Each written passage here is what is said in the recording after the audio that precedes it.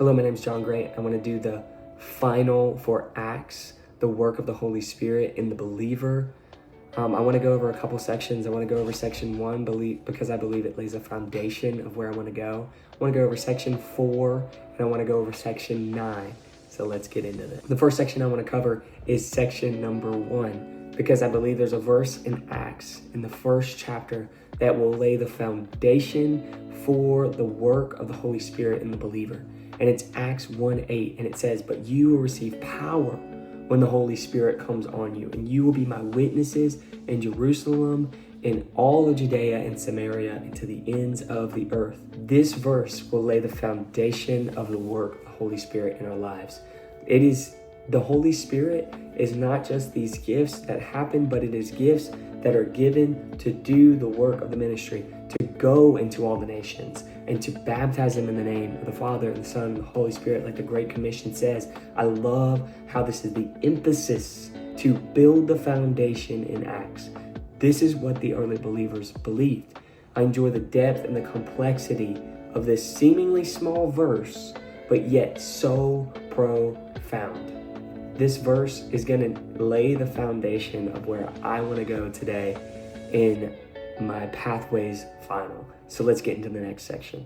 The next section I want to focus on is section number 4. This section was eye-opening to me because it was the beginning and the start of the church. God never does anything by mistake or accident, but on purpose for a purpose.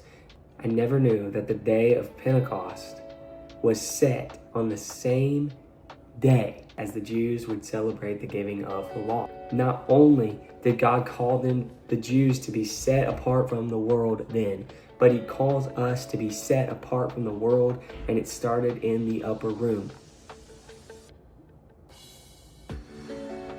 God always connects it all.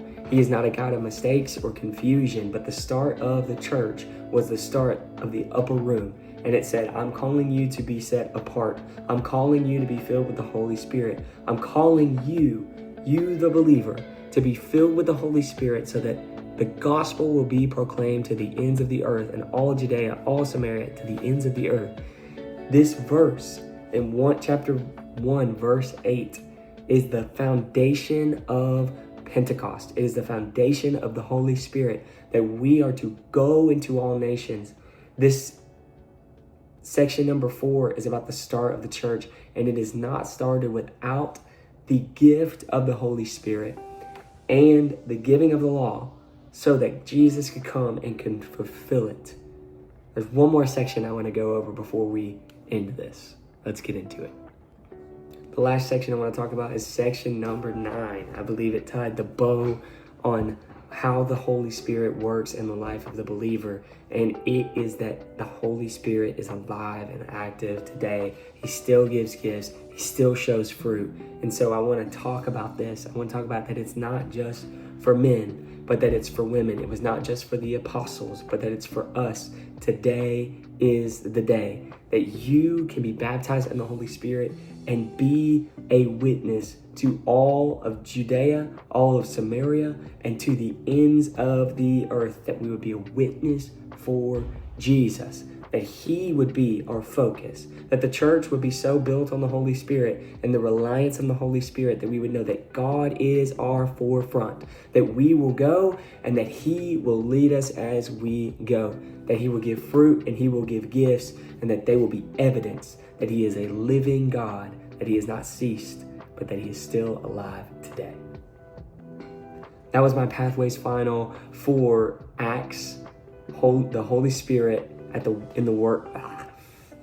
That was my final for Acts, the work of the Holy Spirit in the believer today. Not then, but today. So I hope you learned something. I hope it sparked wonder more than anything, and I hope that you go and you get into the Word and you read the book of Acts and see that it is alive and it can happen today. Thank you.